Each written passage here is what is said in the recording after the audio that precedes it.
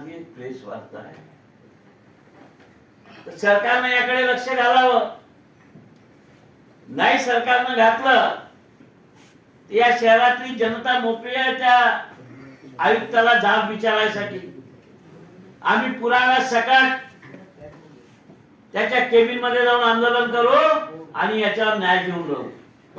Town प्लॅनिंगच्या अधिकाऱ्यावर तुम्ही कमिशनखोरीचा आरोप केला, त्यात प्रशासक सहभागी आहे असा आरोप आहे तुमचा की टाउन प्लॅनिंगच्या अधिकाऱ्यावर मी आता ज्या दलालाचं संभाषण ऐकवलं त्यांनी टाउन प्लॅनिंग आणि फायरचा उल्लेख केलाय. ही सुरुवात झाली माझ्या मतदारसंघातल्या गणेश टावर इथल्या फायरच्या एनओसी वरून, आणि त्या दलालांनी पैसे घेऊनही काम नाही केलं. म्हणून त्याला आम्ही फोन लावला तर तो सांगून आला की नागपुरातल्या सर्व मोठ्या लोकांचे कामं मीच करतो. जर महानगरपालिकेतला कारकून जरी लाच घेत असेल तर त्या आयुक्ताचं नियंत्रण नाही आहे तेव्हाच तो घेतो. आयुक्ताचा दलाला असला तर कोणी चव्हाणनी सुद्धा या शहरातल्या जनतेची लुटू शकत नाही. ही महानगरपालिका, मी 15 वर्ष महानगरपालिकेत होतो, मला माहिती आहे. महापौर होतो, विरोधी पक्ष नेताही होतो.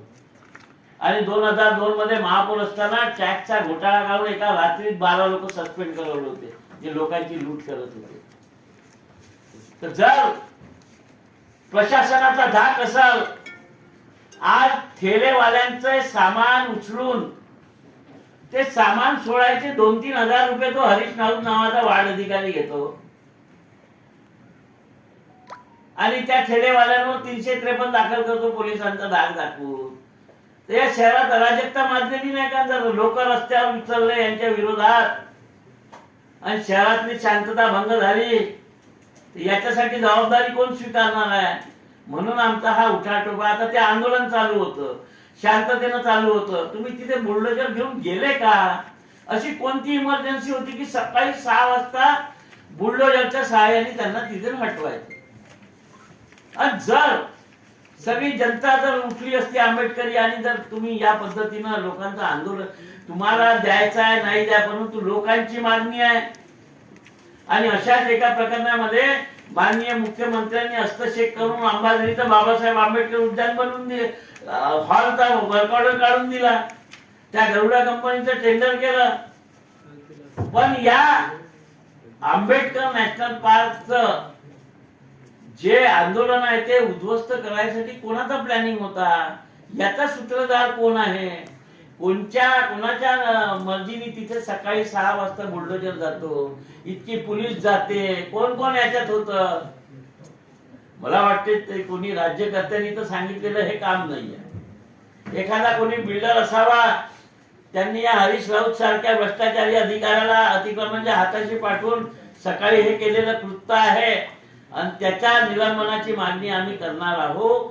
नाही केली तर या शहरभर आंदोलन पेटवू आयुक्त. मी जर एखाद्या संस्थेचा अध्यक्ष आहे आणि त्या संस्थेच्या खालच्या लोकांवर माझं नियंत्रण नाही आणि ते भ्रष्टाचार करून झाले तर त्याला जबाबदार कोण आहे? त्याला जबाबदार कोण आहे? जर माझं नियंत्रण आहे, माझ्या खालचे वार्ड अधिकारी, इंजीनियर, अरे नहीं रे भैया अपन ने सारे चवन्नी लिए तो ये अपने घर में बिठाएंगे असं माहित आहे, तर त्यांची हिंमत होणार आहे का? मग ते का बरं दुर्लक्ष करत आहे? असे अनेक प्रकरण आहे ना माझ्याजवळ, मी देणार आहे ना की नियम बाह्य पद्धतीने TDR कसे दिले तुम्ही, हे सगळे आहे माझ्याजवळ आणि सगळे एक एक करून काढणार आहे.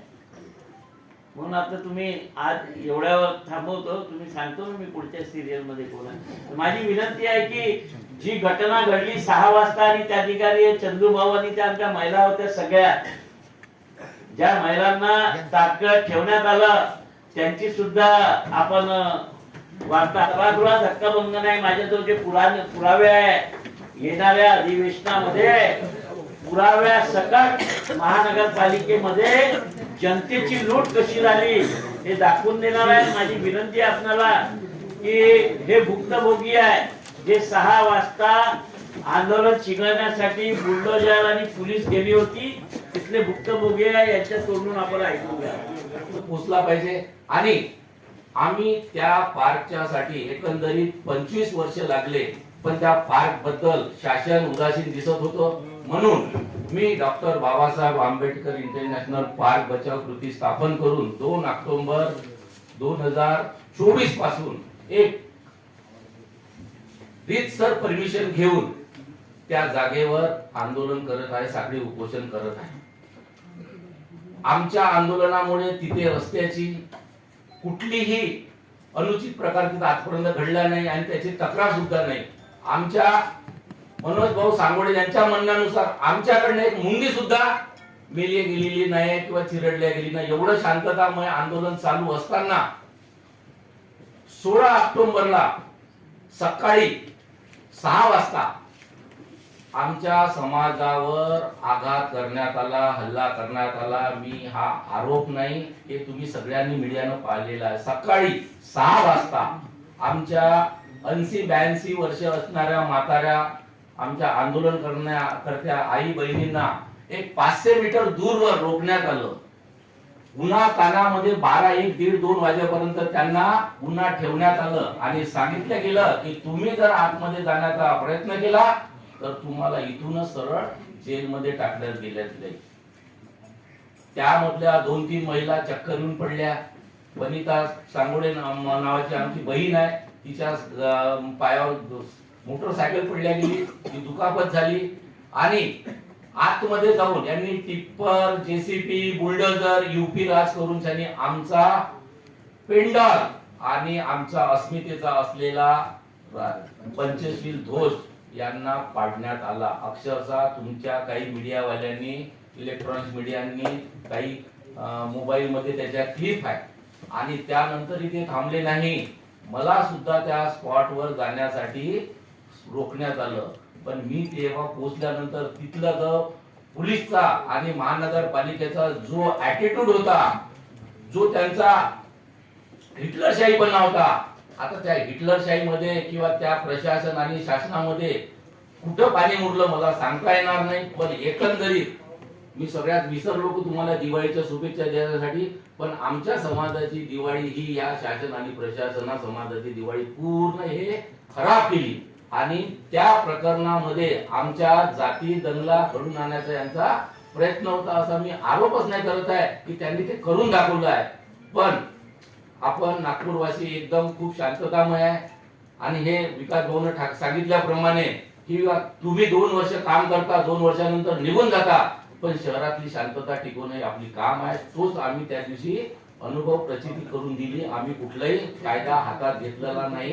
पाडलेला झेंडा आमचा पंचशील आम्ही रीतसर तो त्या ठिकाणी लावला. आम्ही बुद्धवंदना घेतली आणि त्या पंचशीलाचं आम्ही पावित्र्य कायम ठेवलं. विकास भाऊ,